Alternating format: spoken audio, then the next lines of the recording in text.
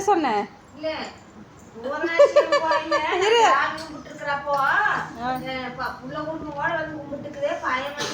சாமி எந்த ஊர்ல இருந்தோ வந்து கும்பிடுறாங்க 2 வருஷத்துக்கு ஒரு டைம் உனக்கு வந்து திருவிழா வந்து நினைச்சிட்டு போனேன். அப்புறம் உடனே அப்புறம் இலவசமா கூப்பிட்டு போனேன் அப்படின்னு நீ சொன்னீங்களோ, டொனேஷன் கொடுத்துட்டு 2000 போயிருக்குதமா அப்படின்னு சொன்னீங்களோ. அப்புறம் எனக்கு ஜாலி மாதிரி உடனே வர வச்சிருச்சு அப்படின்னு நினைச்சேன். இல்ல அதுக்கு காயத்ரிக்கு போய் சிரிப்பு வருது. எல்லா சாமி கோயிலும் 8 நாள் 5 நாள் தான் பூஜை சாட்டுவாங்க. அங்க வந்து ஜூலை 4ஆம் தேதி சாட்டி ஆகஸ்ட் இருமா என்னன்னு கேட்டுக்கலாம். என்னன்னு சொல்லு மாதி ஒரு வாக்கு சொல்லுது. சூளைங்கிறது என்ன சொல்லி கூளை கூளை அப்படின்ட்டு கூளையில சாட்டி அப்புறம் அந்த ஒரு மாசத்துக்கு வந்து அதிசயமா தான் இருக்குது. நான் வந்து கேள்விப்பட்டது இல்லை. காய்ச்சி நீ கேள்விப்பட்டிருக்கிறீங்களா? 5 நாள் 8 நாள் இருப்பாங்க. வேப்பமாக்கு போயெல்லாம் 5 நாள் சாப்பிடல. இங்க வந்து நீலாம்பாளையத்துல 8 நாள். ஆனா இந்த நோம்பிக்கு மட்டும் பூர்ணாட்சி கோயில் மட்டும் ஜூலை 4ஆம் தேதி சாட்டி ஆகஸ்ட் 5ஆம் தேதி நோம்பின்னு சொல்லும்போது நானே இன்னும் இவ்வளவு நாளுங்களா அப்படின்னு நான் ஆச்சரியப்பட்டு ஒரு மாசத்துக்கு. அப்புறம் நீ சொன்னீங்களா அந்த கடாய் வந்து அதே போயிரு கோயிலுக்கு அப்படின்னு? ஆமா. அப்புறம் அப்பெல்லாம் நான் சின்ன பிள்ளைய அதை ஒருத்தர் சொல்லியிருந்தாங்க வீடியோவில். சின்ன பிள்ளைய எங்க ஊர்லயே கடாய் இருந்துச்சு. நான் நல்லா பாத்துருக்கேன். 5ஆவது படிக்கும் போது எங்க ஸ்கூல்லயே வந்து பள்ளிக்கூடத்துல பாரு. அப்புறம் இருமா ஆரம்பிச்சா ஃப்ரெண்ட்ஸ் இப்போ சொல்லிட்டு இருக்கிறது பூதனாட்சி அம்மன் கோவிலை பற்றி சொல்லிட்டு இருக்கிறாங்க. அவங்களுக்கு சொல்லிடலாம். அந்த கோவில் எங்கே இருக்குதுன்னு கேட்டிருந்தாங்கல்ல, சின்ன கோசனம்.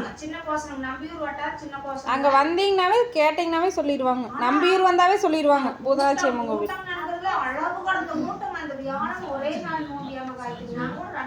2-3 நாள் தொடர்ந்து ஒரே நாள் நோம்பி அப்புறம் மறுபூசை ஒரு நாள். அப்புறம் மறுபடியும் மறுபூசை வந்து செவ்வாய் அடுத்த வாரம் வியாழக்கிழமை நோய் முடிஞ்சு வெள்ளி சனி ஞாயிறு திங்கள் 4 நாளுக்கு அப்புறம் செவ்வாய்க்கிழமை அன்னைக்கு மறுபூசை பண்றாங்க.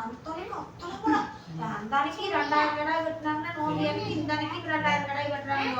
அப்புறம் அங்கே திருநங்கைகளெல்லாம் இந்த சாமி கும்பிட்டு வெளியே வர்ற இடத்துல நின்றுக்கிறாங்க 5-6 பேர். வேணும் வலுக்கட்டாயமாக ஒவ்வொருத்தர் தலைமையிலையும் வச்சு காசு கொடு ஒருத்தருக்கு சாப்பாடு கொடு, 2 வேளை சாப்பாடு கொடு. வலுக்கட்டாயமாக அப்படி வாங்கக்கூடாதுல கோவிலில் வந்து.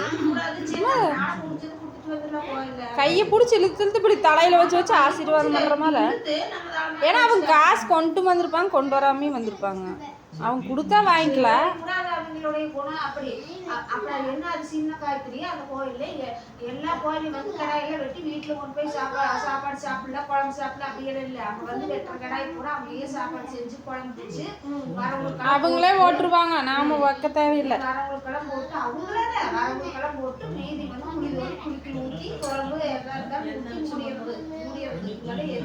பொன்னிவள நாட்டுல பண்றமா பண்றது. அப்புறம் என்னன்னா கடாய் வந்து விட்டுறாங்க. இப்ப நான் வந்து நமக்கு ஏதோன்னா நம்ம சாமி அன்னைக்கு காப்பாற்றி எனக்கு நல்லது வந்து நம்ம கடாய் விட்டுட்டோம்னா அதை நம்ம எது பண்ண வேண்டியது. அது வீட்டுல எங்க வேணாலும் போய் எங்க வேணாலும் சாப்பிட்டு இந்த கோயில் திருவிழா அன்னைக்கு கோயிலுக்கே போயிடும். அது முன்னாடியெல்லாம் அப்படி, இப்பெல்லாம் அப்படி இல்லையா? இப்பெல்லாம் அவங்க தான் கூட்டிட்டு போய்க்கிறாங்கம்மா.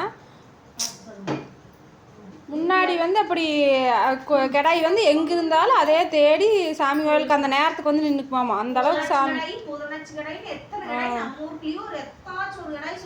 இப்ப வந்து எல்லாம் சண்டை. இப்பெல்லாம் இருக்கிற மக்கள் எல்லாம் அப்படி இல்லையில, சண்டைக்கே வந்துருவாங்கன்ட்டு எல்லாம் அவங்கள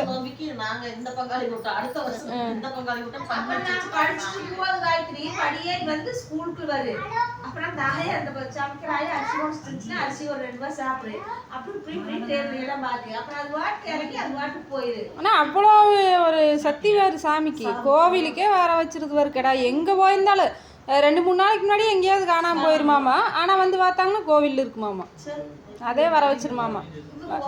சொல்லிருக்கிறாப்படி எங்க கையில வந்து இப்படி வரிசை ஒரு மருகு மாதிரி வந்துருச்சாமா. மருகு மாதிரி போட்டு போட்டா வரிசையா.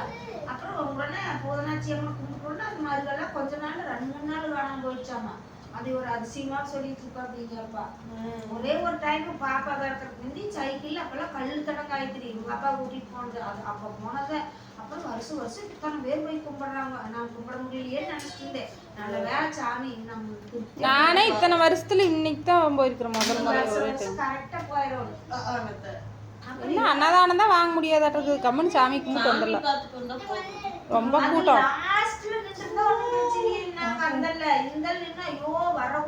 அது நாங்கள் சாப்பாடு டைம் கரெக்டாக மத்தியானம் போயிட்டோம்ல. அப்புறம் மத்தியானம் தான் நிறைய கூட்டமே வருது. காலையிலையும் வரதில்ல, சாயந்தரம் வரதில்ல. மத்தியானம் தான் நிறைய பேர் வர்றாங்க இடைப்பட்ட நேரத்தில். நம்ம வந்து சாயந்தரம் போய்க்கணும் 4 மணிக்கு மேலே. 1 மணிக்கு ஆயிடுது. அப்பப்பப்பா, வெளியில வர முடியல என்னால உண்மையாலுமே. ஐயோ ஏதோ நான் ஆயிரம் போச்சா. ஃப்ரெண்ட்ஸ் இப்போ வந்து காலையில் டீ குடிச்சிட்டு ஸ்நாக்ஸ் சாப்பிட்டு உட்காந்துட்ருக்குறோம். அடுத்த வேலை வந்து ஒரு கோவிலுக்கு கிளம்பணும்.